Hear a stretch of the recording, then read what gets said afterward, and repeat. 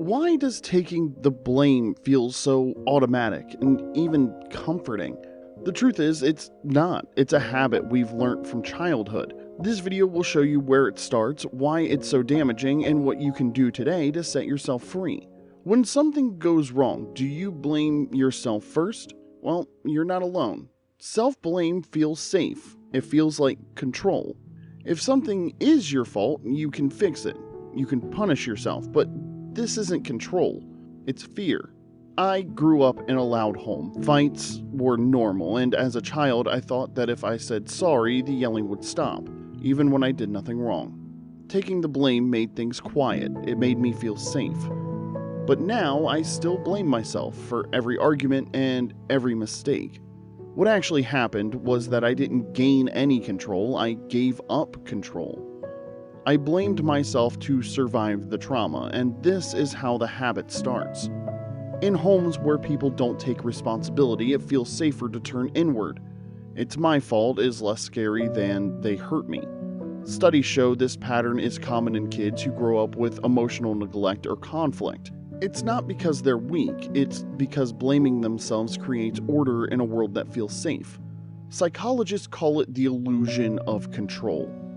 Real control means placing blame where it belongs, being brave and saying you were hurt because of them, not because of yourself. But to break the pattern, you have to see where it began. And for most of us, it started long before we knew what blame even was. Now, if you want to break the cycle of self-blame, here's how. Not by pushing harder and not by being perfect, but by treating yourself like someone who matters.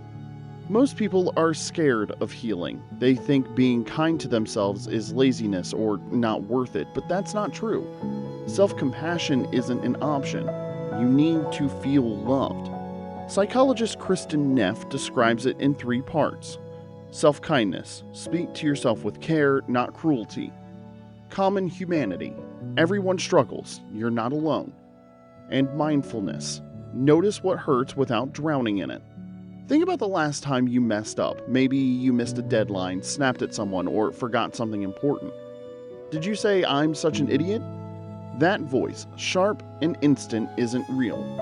It's an old defense, a voice you learned. Next time it happens, talk to yourself like you are talking to a friend.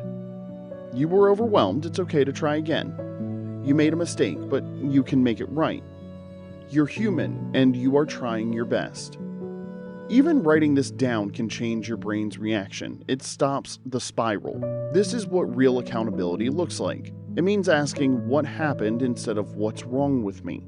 Still think it sounds soft? Well, then ask yourself this. Would you talk to someone you love the way that you talk to yourself? Probably not. So why make yourself live in punishment? Blame will never build you, but compassion will. With practice, the harsh internal voice gets quieter. The fear loosens and you begin to change because you finally give yourself permission to grow. So the next time blame creeps in, pause and ask yourself, is this really mine? If not, drop it. Leave a comment with the words you'll say to yourself instead. You never know who else might need to hear them. Now, have you ever smiled and said "I'm fine" when you weren't? Well, keep an eye out for our next video.